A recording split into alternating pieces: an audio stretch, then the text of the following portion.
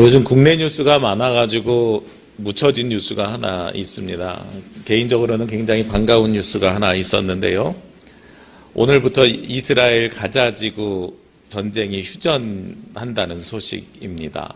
어제 결정이 났고 오늘 현지 시간으로 8시 30분, 제가 시간 계산해 봤더니 우리나라 시간으로는 오후 3시 반에 휴전을 선언한다고 해요. 그래서 남은 포로들을 교환한다고 하고, 이 땅에 더 이상 전쟁이 없고 평화가 있는 세상이 왔으면 좋겠고, 하나님의 평화가 우리 가운데 임했으면 좋겠어요.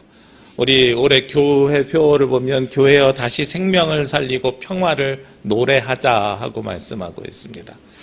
생명을 살리고 평화를 노래하기에는 전쟁이 없어야 되고 미움과 다툼과 시기와 질투가 없어져야 되는 거죠. 그렇기 때문에 저에게는 개인적으로 굉장히 반가운 소식이었습니다. 이제 우크라이나도 전쟁이 이제 멈췄으면 하는 바람이 있고, 그를 위해서 계속 기도해야 되는 것이 아닌가 하는 생각이 있습니다. 1월 19일이죠. 이스라엘과 가자지구 하마스가 휴전이 일어나는 날입니다. 지금부터 한 34년 전으로 역사를 거슬러 올라가 보면 똑같이 1월 17일이었는데 그 지역에서 어떤 사건이 있었냐면 걸프 전쟁이 일어났었습니다. 이라크가 쿠웨이트를 침공했던 거죠. 그 지역은 주로 1월 달에 이렇게 전쟁이 일어나고 말고 하는 것 같아요. 그런데 그 91년도에 있었던 걸프전이라고 우리가 부르는 그 전쟁은 세계 전쟁 역사에서 굉장히 기억에 남는, 그리고 전환점이 되는 전쟁 중에 하나라고 이야기합니다. 왜 그러냐면 전쟁의 방법이 바뀌었기 때문에 그렇습니다. 당시에 미군이 이라크를 공격하러 갔어요. 사막의 폭풍 작전이라는 작전을 합니다. 탱크를 가지고 쿠웨이트로 진격한 이라크군을 진압하기 위해서 미군이 들어갔는데요. 상상을 한번 해봤습니다. 사막에서 적군이 어디 있는지를 찾고 적진을 정확하게 찾아서 외국인이 타격을 하고 공격을 한다는 게 쉬운 일일 수 있을까? 한번 상상을 해보시자고요. 우리가 익숙한 곳에서는 동서남북 찾기가 쉽죠. 저 제주 와가지고 처음에 제일 어려웠던 것 중에 하나가 북쪽에 대한 개념이었어요. 왜 그러냐면 저는 이제 서울에서 태어나서 서울에서 살았잖아요. 서울에서 높은 산이라고 하면 북한산이고, 그리고 북한산 전에 종로에서 바라보이는 산은 인왕산이고, 그런데 제가 바라봤던 산들은 대부분 어느 방향에 있냐면 북쪽에 있는 거예요. 그리고 우리나라 지도에 봐도 가장 높은 산, 백두산, 개마고원, 그래서 높은 산이라고 하면 다 어디에 있어요? 북쪽에 있다. 그래서 산을 보면서 아, 저쪽이 북쪽이구나라는 게 제가 가지고 있는 그냥 기본적인 관념이었거든요. 근데 제주 와가지고 제주시에서 사니까 북쪽은 어디냐면 바다이고 남쪽이 한라산인 거예요. 서귀포 사람들은 좀 다르겠지만 제 관념 속에서는 그런 관념이에요. 근데 그게 이해가 되지 않았어요. 위로 올라갑시다 라고 이야기하면 어디로 올라가는 걸 생각하냐면 북쪽으로 올라가는 걸 이야기하는데, 제주에서는 올라갑시다 그러면 아라동 방향을 이야기를 해요. 이런 게 제가 가지고 있는데 처음에는 좀 어려운 부분 중에 하나였어요. 그래서 동서남북으로 생각할 때 항상 헷갈리는 것 중에 하나가 올라간다 내려간다라는 단어를 이제 사용하지 않고, 저도 이제 제주에서 살다 보니까 아, 그쪽은 동쪽에 있어요, 서쪽에 있어요, 이런 표현을 사용하기도 합니다. 이렇게 바뀌죠. 그런데 사막이라는 곳에서 외국인이 무엇인가를 찾아야 한다. 이게 쉬운 일이겠냐는 거예요. 쉽지 않는 일이에요. 걸프전에서 미군이 이라크 진지를 찾아서 가는 것이 쉽지 않은 일인데, 당시에 전 세계 전쟁사에서 큰 전환점을 가지고 온 이유가 무엇 때문이었냐면 이때 처음으로 사용된 것이 GPS라는 걸 사용했기 때문에 그래요. 위성을 통해서 있었던 GPS, 군사 GPS는 그 이전에도 있었지만 많은 그 탱크나 많은 무기에 다 GPS를 모두 장착하기가 쉽지 않았었던 시절이었어요. 요즘은요, GPS 여러분들 하나씩 갖고 계시죠? 하나 이상 가지고 계십니다. 요즘 모든 자동차에 있는 내비게이션 무엇을 바탕으로 하냐면 GPS를 바탕으로 해요. 여러분들 가지고 있는 핸드폰 있잖아요. 핸드폰도 GPS를 바탕으로 합니다. 저는 GPS가 몇 개 있는지 모르겠어요. 여기 있는 태블릿 있죠, 핸드폰 있죠, 시계 있죠. 가끔 제가 물건을 잘 잃어버려가지고요, 시계 같은 걸 어디다 뒀는지 도저히 찾을 수가 없어요. 그러면 스마트폰에 파인드 기능을 키면 GPS로 어디 있는지 알려줘요. 그래서 그 근처에서 블루투스 연결해서 소리 알람 막 키면 소리가 나가지고 찾을 수 있어요. 감사하게도 그 뒤로 잊어버리는 일이 없어졌어요. GPS라는 것이 위성을 가지고 한 4개 정도가 있어야 정확하다고 하는데 위성을 가지고 어디에 있는지를 알려주는 거예요. 2년 전에 저희 가족들이 안식년을 받아가지고 독일을 갔다 왔는데 외국에 가니까 길 찾기가 쉽지 않을 일이잖아요. 처음 가는 동네니까 길 찾기가 쉽지 않은데 요즘은 외국에 가도 뭐가 있냐면 구글 지도를 키면 다 가르쳐줘요. 제가 차를 렌트해가지고 저희 식구들이 같이 다녔는데 외국에 가서 차를 렌트하는데 내비게이션이 있어요. 독일 말로 들리면 알기 어렵잖아요. 그런데 차에 이렇게 구글 지도를 킬 수 있어요. 구글 내비게이션을. 근데 독일어로 나오니까 뒤에서 똑같이 구글 내비게이션을 켜가지고 한국말 핸드폰을 같이 켰어요. 그랬더니 방향은 독일어로 가르쳐 주는데 음성은 누구의 음성이 들리냐면 한국 사람의 음성이 들려요. 그러니까 어디든지 찾아다니는 게 얼마든지 쉽게 찾아다닐 수 있는 구조가 됐어요. 걸어다닐 때도 키고선 걸어다니면 내가 그 길을 바르게 가는지 틀게 가는지 알 수 있는 거죠. 제가 이번에 갔던 그 길을 저는 약 30년 전에 배낭여행하면서 혼자서 다녀왔던 길이거든요. 당시에는 인터넷도 없고 내비게이션도 없었을 시절입니다. 스마트폰 당연히 없었던 시절이에요. 그때는 어떻게 갔냐면 그 도시에 도착하면 공항이나 중앙역 같은 데 가서 인포메이션 데스크 가서 지도 달라 그래요.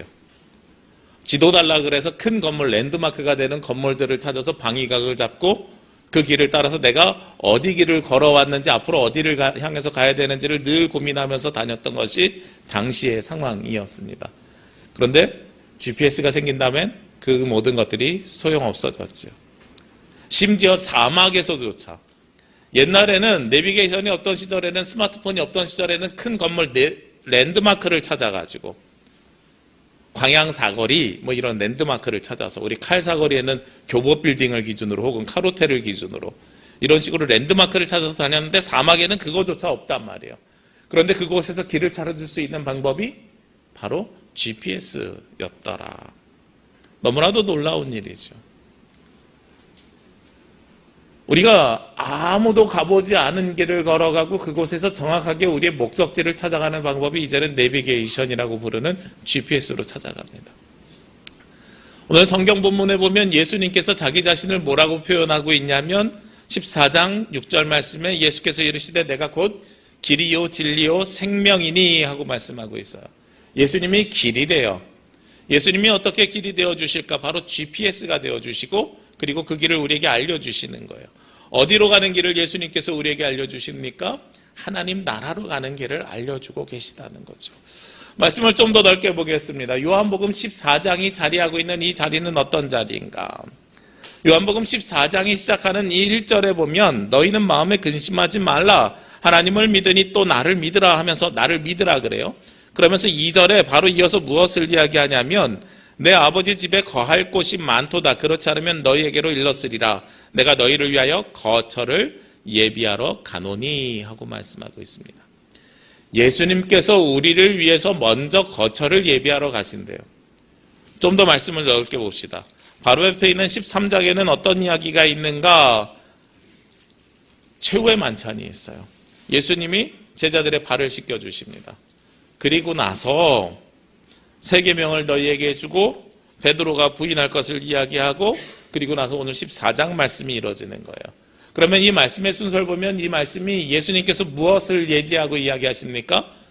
곧 십자가에 달려 죽으실 것을 예정하고 주시는 말씀이에요.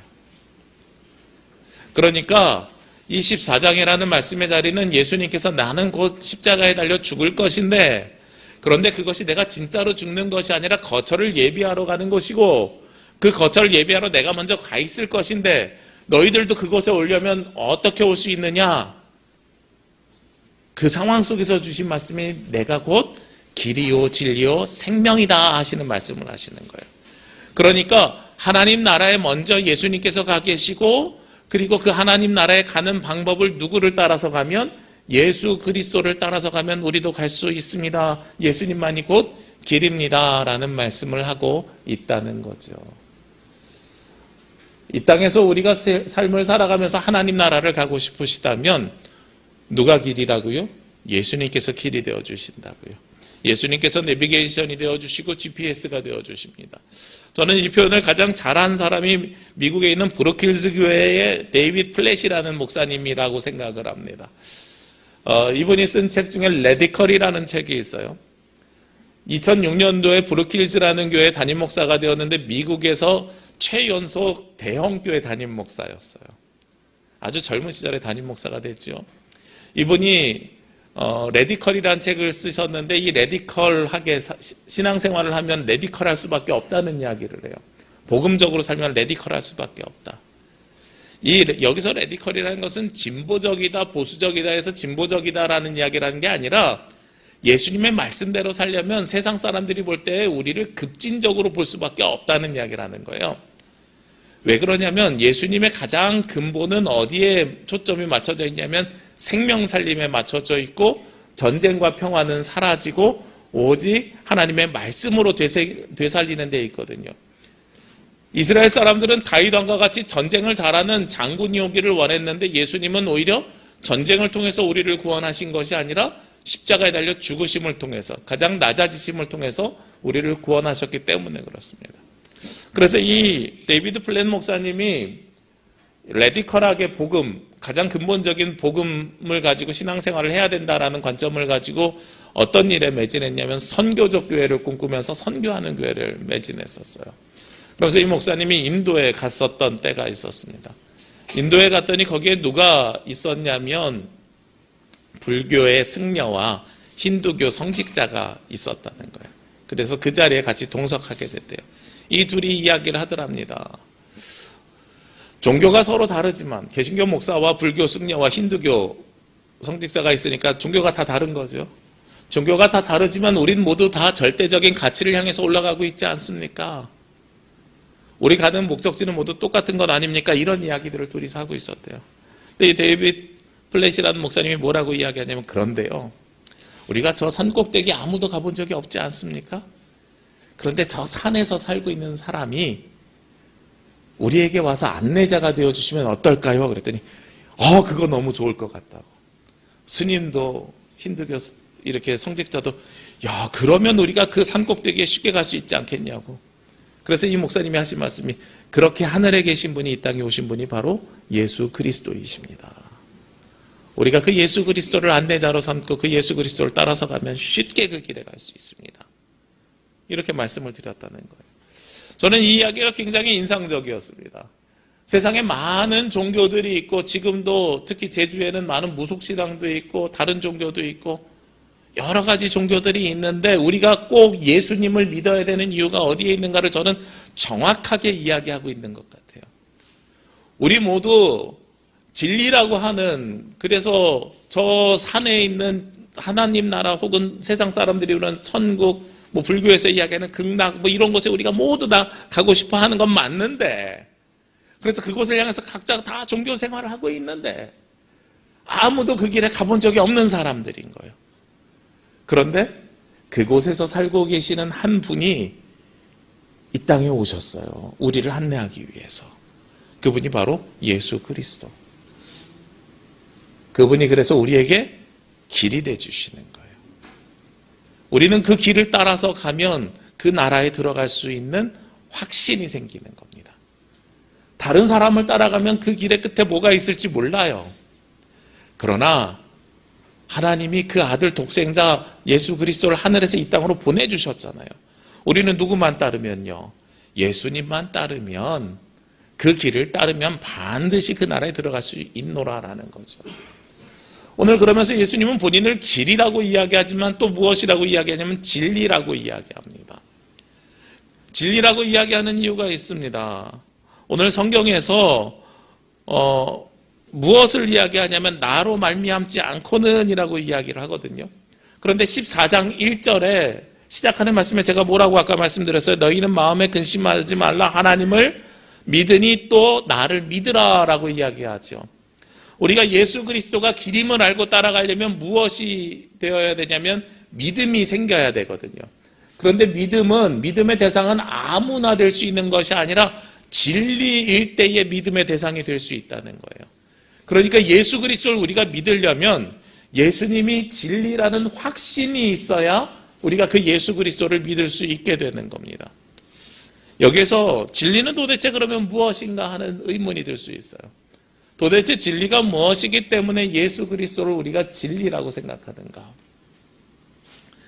성경에서 이야기하는 거 말고요, 세상 사람들이 이야기하는 걸 한번 찾아봅시다.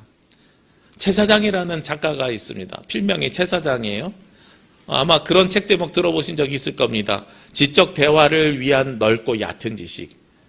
우리 지대 얕지 뭐 이렇게 이야기를 하는데 줄여서 지적 대화를 위한 넓고 얕은 지식이라는 책이 있어요. 저는 이 책에서 철학을 얇게만 합시다. 얇고 넓으니까요. 얇고 넓게 합시다 하면서 철학 파트를 이야기하는데 거기서 진리를 이야기해요. 근데 정리를 잘 해놨어요. 이 채사장이라는 분이 그 복잡한 철학적인 이야기들을 다 정리해가지고 진리는 세 가지 속성이 있습니다라고 대답을 하더라고요. 진리의 첫 번째는 뭐냐면 절대성입니다. 절대성. 아무런 제약이나 조건이 없어야 된다. 진리는 절대적이어야 된다는 거예요. 그리고 진리의 두 번째는 보편성이어야 됩니다. 어디에나 적용되어야 됩니다. 그러니까 진리는 유일해야 되는 거예요. 절대적으로 유일해야 되는 거지만 그 유일함이 보편적으로 세상에 있는 모든 사람들에게 적용이 되어야 되는 것이 두 번째입니다. 그리고 진리의 속성의 세 번째는 불변성이에요. 변하지 않아야 됩니다. 저는 이걸 신학적으로는 영속성이라고 배웠어요. 자, 우리 예수 그리스도를 놓고 생각을 해보자고요. 세상에 2000년의 역사 속에서 예수 그리스도 같은 분이 있으셨습니까? 없잖아요. 우리가 고백하는 하나님, 그 하나님은 어떤 분이세요? 유일신, 우리가 유일한 분이라고 부르잖아요. 사실은 우리 개신교에서는, 기독교에서는 다른 신을 인정하지 않습니다. 그런 면에서 우리는 무신론자들이에요. 초대교회 사람들이 처형당한 이유가 무신론자라는 이유였어요. 왜냐하면 당시에 로마 사회 속에서는요, 그리스신 로마신들이 있었거든요. 우리가 흔히 아는 아프로디테부터 해서 헤라클레스, 포세이돈 이런 신화에 나오는 사람들이 있잖아요. 그 신들을 하나도 안 믿는 거예요. 그리스도인들은. 하나님이 한 분이기 때문에 그 하나님을 굳이 신이라고 하지도 않아요. 너네가 얘기하는 신 안 믿어. 그러니까 너네 무신론자들이야 처형. 이렇게 됐던 거예요. 신이 없다는 의미에서 무신론자를 제가 말씀드리는 게 아니고요. 다른 신이 없다라는 개념 속에서 저는 개신교인들은 오직 하나님만을 믿는 무신론자들이어야 돼요. 그런 면에서 하나님의 우리는 무엇을 인정할 수 있냐면 절대성을 인정하는 겁니다. 그리고 나서 그 하나님의 구원하심은, 예수 그리스도의 구원하심은 누구를 위한 사랑이에요? 이 땅에 있는 모든 사람들을 구원하시기 위함이에요. 구약 성경에서는 한동안 이것이 편협하게 이어져 왔어요. 아마 이스라엘이 전쟁을 벌이는 이유도 저는 그것 때문이라고 생각하는데 본인들만이 선택된 백성이라고 생각하는 거죠. 본인들만이 하나님의 백성이고 나머지는 하나님 나라 들어갈 자격이 없어라고 이야기하는 것이 그들입니다. 그들에게는 아직 누가 오지 않아서요? 메시아 예수 그리스도가 오지 않았기 때문이라고 이야기를 해요. 그런데 우리가 아는 예수 그리스도가 이 땅에 오심을 통해서 그 관념과 관점을 완전히 깨버리셨지요. 하나님은 이스라엘만의 하나님이 아니라 이 땅에 있는 모든 사람들의 하나님이세요. 다만 이 땅에 있는 모든 사람들을 구원하기 위한 조건이 있어요. 누가 길이어야 돼요? 예수 그리스도가 길인 사람들을 하나님 나라로 이끌어내시는 겁니다. 그게 진리의 두 번째예요. 보편성이에요. 누구에게나.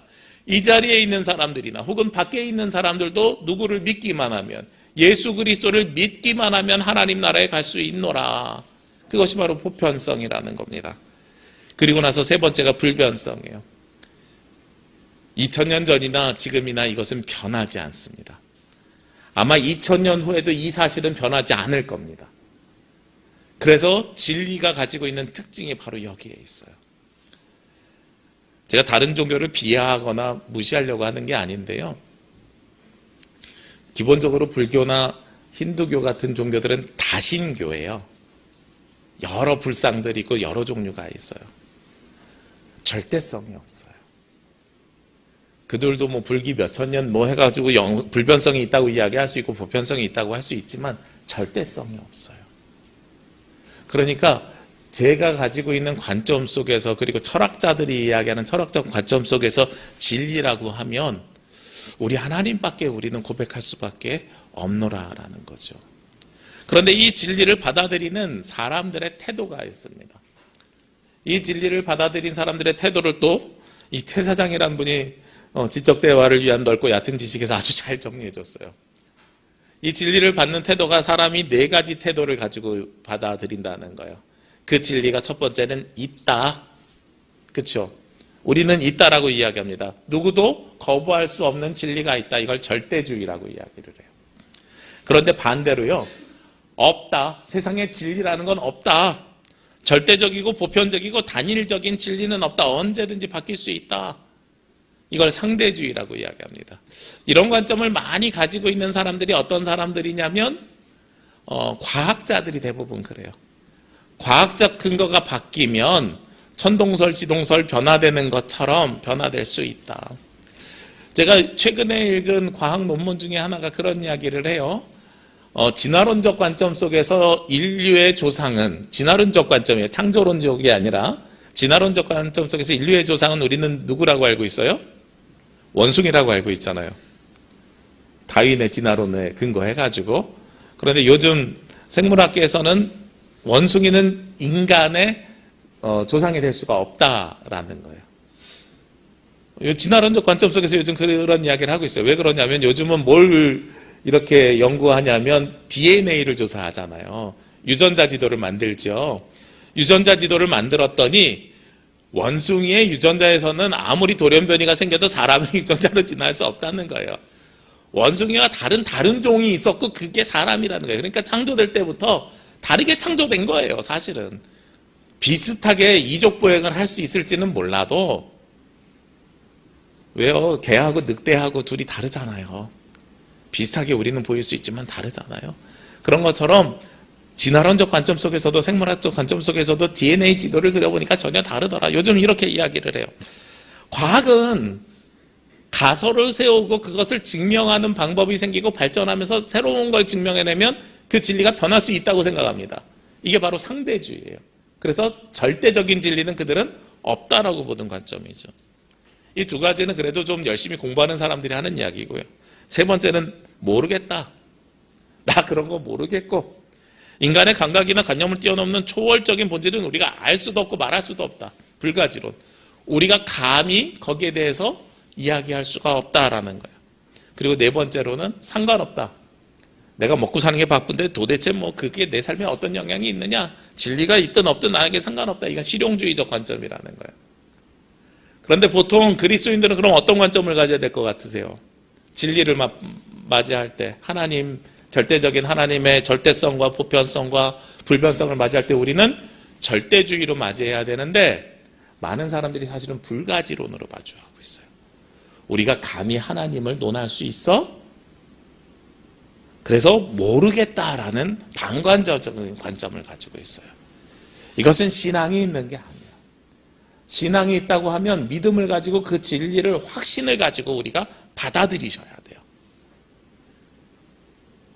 절대주의를 가지고 예수 그리스도만이 우리의 구원자이시고 우리의 길이 되십니다. 예수 그리스도만이 우리의 진리이십니다. 라는 것을 우리가 확신을 가지고 받으셔야 되는 거예요. 우리가 진리를 대하는 태도는 이 네 가지 모습 중에 있다, 없다, 모르겠다, 상관없다 중에 절대주의, 상대주의, 불가지론, 실용주의 중에서 우리는 절대주의를 가지고 오직 예수 그리스도만이 우리의 구원자이십니다. 라는 관점을 가지고 받으셔야 된다는 거죠. 예수님은 그런 분이십니다. 2000년의 역사 속에서, 아니요, 앞으로도 절대로 변하지 않은 불변성을 가지고 계시는 분입니다. 누구든지 예수 그리스도를 믿기만 하면 구원에 이를 수 있는 보편성이 있으신 분입니다. 예수님을 대체할 수 있는 분은 다른 분 한 분도 없습니다. 최근에 조사된 그 이단문제연구소의 자료를 보면 우리나라에서 자칭 예수라고 하는 분이 53명이 있대요. 최근에. 네. 다윗이 2명 있고 모세가 3명 있고 뭐 아무튼 뭐 이단들이 그렇게 이야기들을 해요. 자칭 예수라고 한 사람이.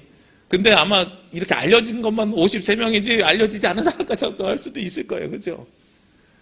그런 분들 믿지 말라고요. 그런 분들 믿는 게 아니라 예수님은 절대적이에요. 오직 한 분이십니다. 그래서 그분이 진리이신 겁니다. 오늘 예수님이 길이요 진리요라고 말씀하셨습니다. 그리고 예수님은 마지막으로 그럼 무엇이겠어요? 생명이십니다. 예수님만이 우리를 하나님 나라로 이끌 수 있고 예수님만이 우리가 믿어야 될 믿음의 대상이라는 개념에서 진리입니다. 그러면 예수님은 우리에게 무엇을 주기를 원하십니까? 생명을 주시기를 원하신다는 거예요. 다시 한번 이 말씀의 자리를 한번 기억해 보시자고요. 예수님이 십자가에 달려 죽기 전에 주셨던 말씀이라는 거예요. 거처를 예비하러 가신다는 것은 우리를 하나님 나라로 이끄시겠다는 뜻이라는 겁니다. 그러면 우리에게 주신다는 생명은 이 땅에서의 생명뿐만 아니라 이 땅 이후에 하나님 나라까지에 이어지는 생명을 말씀하고 있습니다. 그래서 우리에게 거처를 예비하러 가니까 내가 길이요 진리요 생명이니 나를 말미암지 않고는 아버지께로 올 자가 없느니라 하고 말씀하신 다음에 무엇을 이야기하냐면 나는 거처를 예비하러 먼저 하나님 나라 가고 없는데 그러면 그때까지 내가 너희에게 누구를 주겠다고 이야기하냐면 오늘 14장 25절 이후의 말씀에 보면 보혜사 성령을 대신 보내주신대요. 왜 예수님께서 대리자로 성령님을 우리에게 주시는가? 우리의 생명이 그때까지 살아있어야 되거든요. 그리고 나서 15장에서 예수님이 우리에게 주시는 말씀이 있습니다. 나는 포도나무요 너희는 가지라. 제가 지난 특별 새벽 예배 때 첫날 이런 말씀을 드린 적이 있습니다. 삶이 뜻대로 안 될 때라는 제목을 가지고 카일 아일들먼이라는 역시 미국에 있는 목사님인데요. 목사님이 쓴 책을 소개해드린 적이 있어요.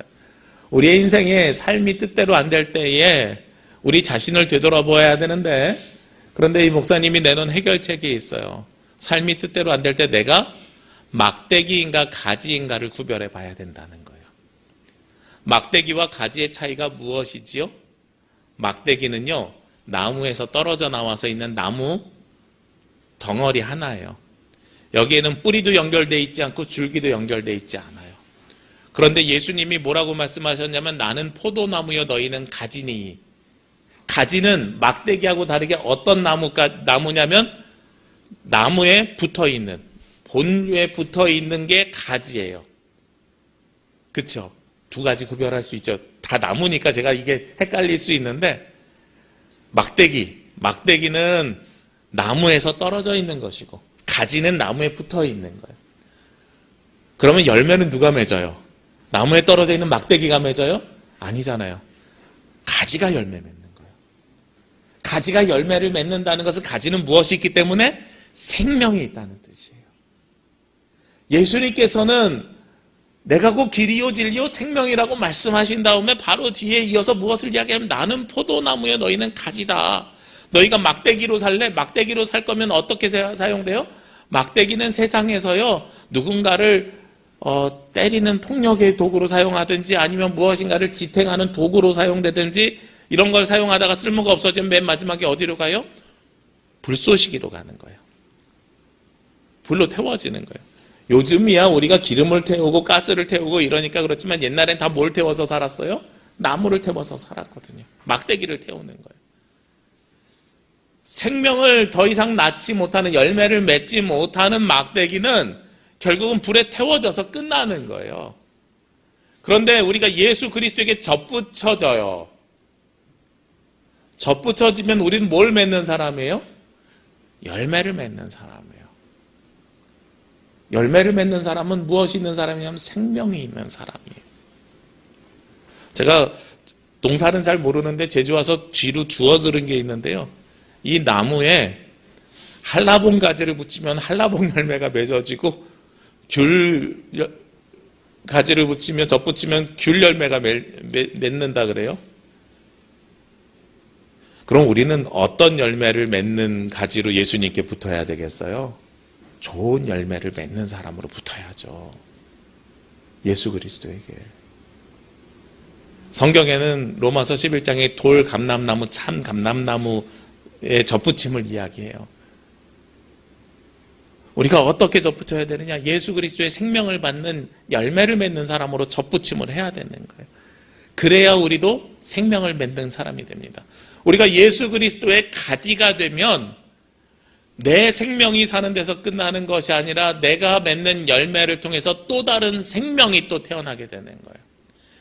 그 열매를 따먹는 사람도 생명이 되고요. 그 열매가 떨어져서 땅에 씨앗이 되어서 썩어져서 다시 태어나는 나무가 생겨도 또 생명이 되는 겁니다. 그러니까 열매라는 단어는 무엇을 근본으로 삼고 있냐면 생명이 있다는 것을 근본으로 삼고 있습니다. 우리가 교회여 다시 생명을 살리고 평화를 노래하자. 다시 생명을 살린다는 것은 우리가 열매가 되는 삶을 살으셔야 된다는 겁니다. 2025년의 삶을 살아내면서 우리 여신도 회원들이 헌신하고 시작하는데 여신도 회원들이 열매를 맺으셔야 되는 거예요. 여기 있는 성도들이 세상으로 나가서 열매를 맺으셔야 되는 거예요. 여러분들이 막대기가 돼갖고 예수님과 떨어진 삶을 살면 열매를 맺지 못합니다. 예수 그리스도에게 접붙여가지고 가지가 되는 삶을 살아야 열매를 맺는 거예요. 그래야 생명을 살리고 여러분들이 살리는 생명을 통해서 평화가 이 땅에 오게 되는 겁니다. 우리는 그 평화의 일꾼으로 하나님으로부터 부르심을 받았습니다. 그래서 세상에 나가서 그렇게 쓰임받는 거죠. 주님께서는 그 생명을 우리에게 주시기 위해서 먼저 그 나라에 가셨습니다.